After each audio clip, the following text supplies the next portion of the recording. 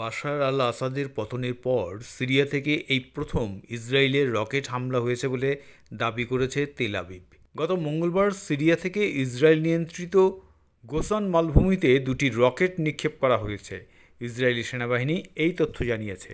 সিরিয়ার রাষ্ট্রীয় সংবাদ সংস্থা সান জানিয়েছে, রকেট নিক্ষেপের পর ইসরায়েল সিরিয়ার সারা প্রদেশের পশ্চিমাঞ্চলে গোলাবর্ষণ করেছে। মোহাম্মদ দেইভ ব্রিগেডস নামে একটি গোষ্ঠী টেলিগ্রামে এই হামলার দায় স্বীকার করেছে।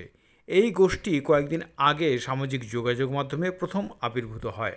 আসাদের পতনের পর থেকে ইসরায়েল নতুন সিরিয়া সরকারের প্রতি সন্দিহান।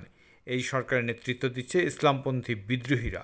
ইসরায়েল সিরিয়ায় শত শত বিমান হামলা চালিয়েছে এবং সিরিয়ার ভূখণ্ডে জাতিসংঘ নিয়ন্ত্রিত একটি বাফার জোন দখল করেছে। এদিকে সিরিয়ার দক্ষিণাঞ্চলে অবস্থিত একটি গুরুত্বপূর্ণ অস্ত্রভাণ্ডারে ভয়াবহ বিমান হামলা চালিয়েছে ইসরায়েল। মঙ্গলবার সিরিয়া থেকে ইসরায়েলের দিকে ক্ষেপণাস্ত্র নিক্ষেপের কয়েক ঘন্টা পরই এই পাল্টা হামলা চালানো হয়। ব্রিটিশ সংবাদ মাধ্যম বিবিসি বুধবার 4 জুন এক প্রতিবেদনে এই তথ্য জানিয়েছে। সম্প্রতি ইসরায়েলি প্রধানমন্ত্রী বেঞ্জামিন নেতানিয়াহু সিরিয়ার রাজধানী দামেস্কে প্রেসিডেন্সিয়াল প্যালেসের কাছে বোমা হামলার নির্দেশ দিয়েছিলেন। তিনি ঘোষণা করেছিলেন, দামেস্কের দক্ষিণে কোনো শত্রুবাহিনী মোতায়েন হতে দেওয়া হবে না।